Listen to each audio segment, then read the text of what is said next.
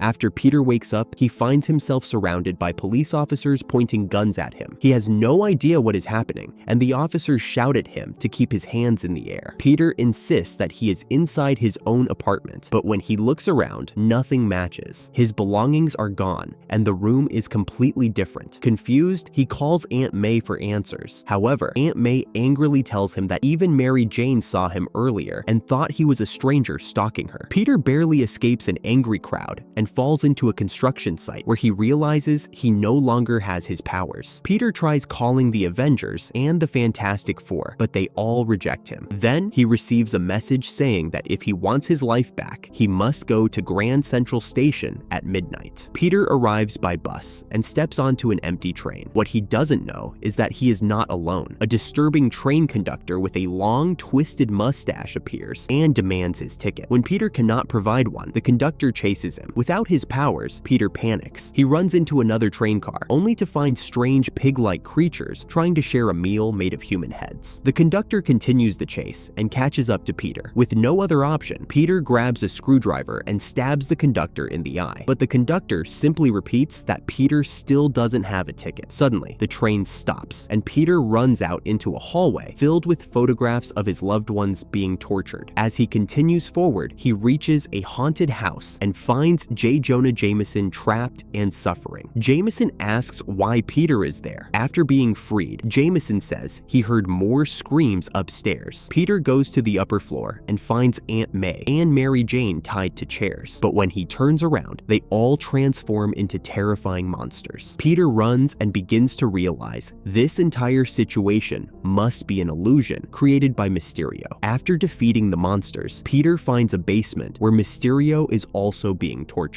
Mysterio explains that he was forced to create this nightmare. He gives Peter his costume back, and they leave together. Outside, Peter asks who forced him to create all of this, but before he can respond, Mysterio collapses.